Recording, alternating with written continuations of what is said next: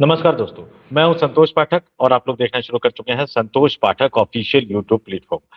आजकल तस्वीरें बहुत सामने आ रही है, वीडियो बहुत सामने आ रहे हैं, बड़े-बड़े लोगों के नाम भी सामने आ रहे हैं, उस पर हंगामा भी मच रहा है और देश भर में मचे बवाल पर सरकार की तरफ से कोई बयान आए या ना आए, लेकिन एक फाइल में साहिब का नाम आ जाता है, तो उस पर विदेश मंत्रालय की तरफ से बयान भी आ जाता है। हालांकि बयान तो खुद साहिब के स्तर से आना चाहिए था, प्रधानमंत्री के स्तर से आना चाहिए था। खैर, मैं वो खबर लेकर नहीं आया हूँ।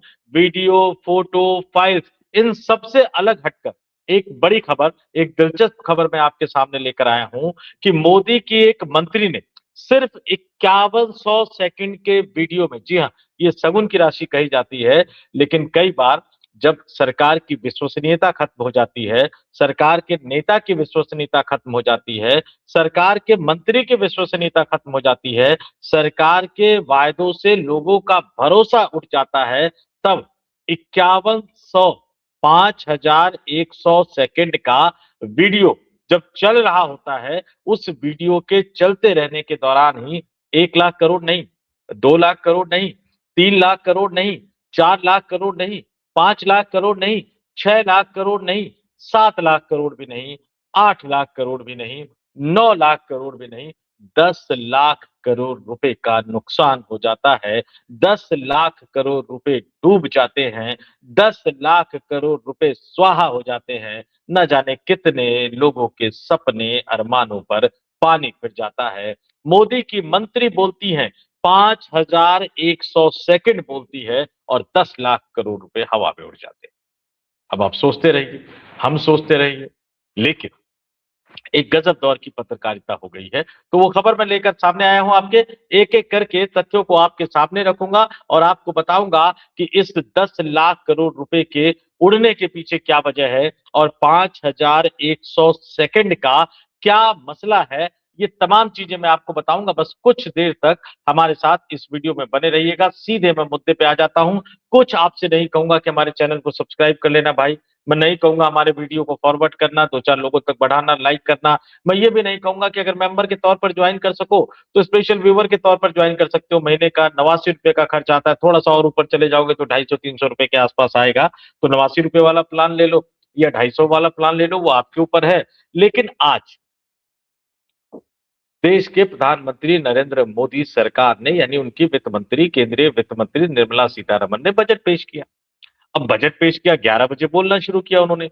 दोपहर को 12 बज के 25 मिनट तक उन्होंने बोला, यानी कुल मिलाकर 85 मिनट का लंबा भाषण उन्होंने दिया और 85 मिनट मतलब 5100 यानी 5100 सेकंड का लंबा भाषण दिया और उनके इस लंबे भाषण ने 10 लाख करोड़ रुपए को स्वाहा कर दिया, 10 लाख करोड़ रुपए को डुबो दिया। और हमारे पत्रकार साथी, बड़े-बड़े दिग्गज पत्रकार हैं। अब भैया वित्त मंत्री हैं, टॉप की मंत्रियों में शामिल है, तो छोटे-मोटे पत्रकारों की पहुँच तो उन तक होगी नहीं। बड़े-बड़े पत्रकारों की पहुँच है और बड़े-बड़े पत्रकार संसद भवन में उनके साथ फोटो खिंचवाकर बड़े खुश हैं।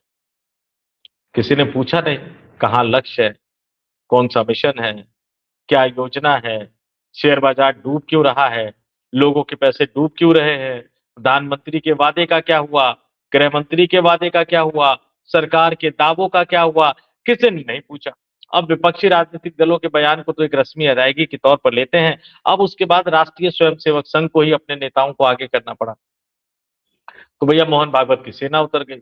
भारतीय किसान संघ, भारतीय मजदूर संघ, इन्होंने मोदी सरकार के बजट को पूरी तरह से निराशाजनक, हताशाजनक और पता नहीं कितने से जनक बता दिए। इससे पहले मैंने एक वीडियो किया है कि मोहन भागवत ने अपने सेना को उतार दिया, अपने नेताओं को उतार दिया है। उसमें जाकर विस्तार से वो स्टोरी देख सकते हैं। मैं इस स्टोरी में जिक्र नहीं करूंगा कि भैया कौन-कौन से नेता उतरे और क्या बयान दिया और क्या दिलचस्प बयान उन्होंने मोदी सरकार के बजट को लेकर दिया। हमने शाम को एक स्टोरी करी थी, उस समय तक आंकड़ा ये था कि 8 लाख करोड़ रुपए का नुकसान हुआ है, लेकिन अब जो फाइनल आंकड़ा है कि 10 लाख करोड़ रुपए डूब गए हैं साथियों, 10 लाख करोड़ रुपए डूब गए हैं। और मंत्री जी पत्रकारों को पुरस्कृत कर रही हैं, उपकृत कर रही हैं, उनके साथ तस्वीरें खिंचवाकर और पत्रकार बड़े ही गर्व के साथ उन तस्वीरों को सोशल मीडिया पर शेयर भी कर रहे हैं। ठीक है, अब आपकी बात कौन करेगा मुझे नहीं पता, हम लोग आपकी बात करते हैं, लेकिन साथ तो आप देते नहीं है, पता नहीं कौन सी दुनिया में रहते हैं, कहाँ रहते हैं, किसके साथ आप रहते हैं, क्या आप देखते हैं, ये हमारी समझ में नहीं आता। तो ये 10 लाख करोड़ रुपए कैसे डूब गए, ये भी आपको बता देता हूँ। शेयर बाजार के बारे में थोड़ा-सा बता दिया था आपको पहले वाली स्टोरी में, लेकिन मोटे तौर पे बता देता हूँ कि निफ्टी जो है, वो 1.96 यानी 2% की भारी गिरावट हुई उसमें, 495.20 पॉइंट वो गिरा है और ये गिरकर जो निफ्टी है, वो 24,825.45 पर बंद हुआ है जाकर और सेंसेक्स में भी 1.88% यानी लगभग 2% की भारी गिरावट दर्ज की गई है। 1,546.84 अंकों की भारी गिरावट दर्ज हुई है और ये 80,722.94 पर जाकर पहुंच गया है और 10 लाख करोड़ रुपए लोगों के डूब गए हैं और सरकार की वादा खिलाफी की सबसे बड़ी सबूत, सरकार के वादा खिलाफी का सबसे बड़ा सबूत जो है वो आज के बजट में एक बार फिर से सामने आ गया। ये 10 लाख करोड़ क्यों डूबे आपके सामने रख देता हूं। एसटीटी, जी हाँ, ये एक बड़ी वजह है। अब ये एसटीटी क्या है वो बता देता हूँ। एसटीटी यानी सिक्योरिटीज़ ट्रांजैक्शन टैक्स, ये बजट के बाद फिर से चर्चा में आ गया है।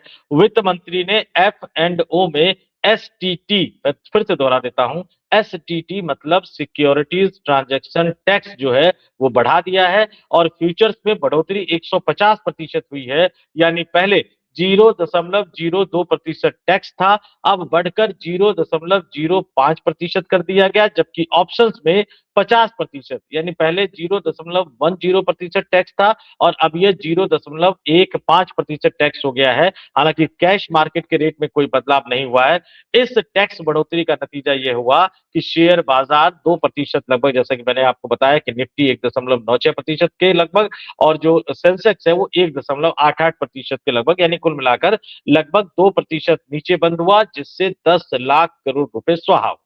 अब जरा समझिए कि ये मामला क्या है।